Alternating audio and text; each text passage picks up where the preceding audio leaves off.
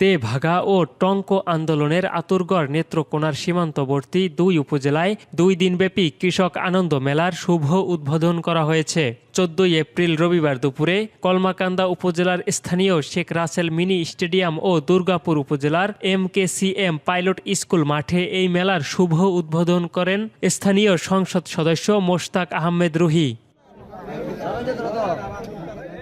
কৃষিপণ্য উৎপাদনে কৃষকদের অসামান্য অবদান ও পহেলা বৈশাখ উপলক্ষে কৃষকদেরকে আনন্দ দিতেই এই ব্যতিক্রমধর্মী মেলার আয়োজন করা হয়েছে বলে জানানো হয়।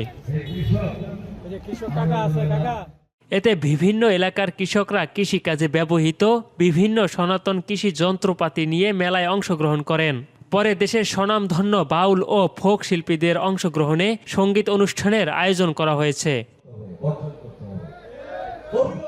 মেলায় স্থানীয় প্রশাসন, জনপ্রতিনিধি, রাজনৈতিক, সামাজিক ব্যক্তিবর্গ সহ বিভিন্ন শ্রেণী পেশার মানুষ অংশগ্রহণ করে। খাদ্যে স্বয়ংসম্পূর্ণতা অক্ষুণ্ণ রাখা ও বৃদ্ধিকল্পে কৃষকদের অবদানের মূল্যায়নের লক্ষ্যেই কৃষক আনন্দ মেলার আয়োজন।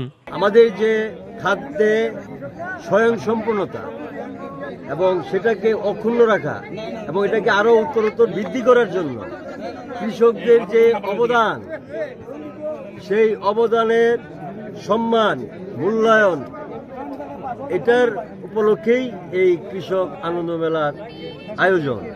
এবং আমরা এখানে আমাদের এলাকাটাকে মডেল এলাকা হিসেবে গড়ে তুলবই। এই রকম ব্যতিক্রমধর্মী আয়োজনে কৃষকরা গর্বিত ও আনন্দিত। আমার বয়স 75 বছর, আমি এরকম মেলা দেখি না।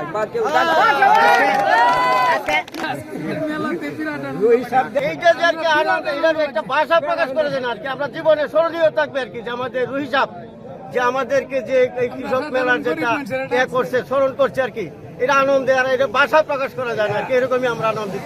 আমরা দুর্গাপুর উপজেলা কৃষক লীগের পক্ষ থেকে আমরা সকলে মিলে আমরা এইসব নিয়ে আসছি, লাঙ্গল, জোয়াল, খেউজাল এবং কাশি।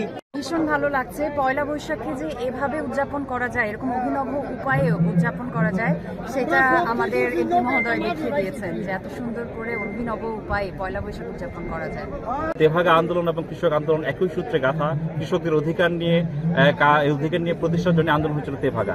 আমি মনে করি বর্তমান মাননীয় সাংসদ জনতা মোশতাক আহমেদ রহিম, তিনি কৃষি বান্ধব এবং কৃষকদের প্রতি তার সহৃদয় ভূমিকা রয়েছে। তিনি দুর্গাপুর কলমাকান্দাকে অভূতপূর্ব একটি উন্নয়নের জনপদ হিসেবে গড়ে তুলতে পারবে বলে আমি আশা রাখি। আমরা একটা বর্ণাঢ্য র্যালির মাধ্যমে তার উদ্বোধনটি করেছেন আজকের অনুষ্ঠানে। এরপরে কৃষকদের নিয়ে বিভিন্ন ধরনের ক্রীড়া প্রতিযোগিতা রয়েছে, সাংস্কৃতিক অনুষ্ঠান রয়েছে, সন্ধ্যা করে স্থানীয় শিল্পী কিংবা দেশ থেকে আগত বিভিন্ন জায়গা থেকে শিল্পীরা এই সাংস্কৃতিক অনুষ্ঠানে অংশগ্রহণ করবেন। সর্বশেষে আগামী দিনে আমাদের ঠিক একই ধরনের আয়োজন রয়েছে, কৃষকদের নিয়ে বিভিন্ন ধরনের আনন্দ আয়োজন, ক্রীড়া প্রতিযোগিতা এবং সাংস্কৃতিক অনুষ্ঠান রয়েছে।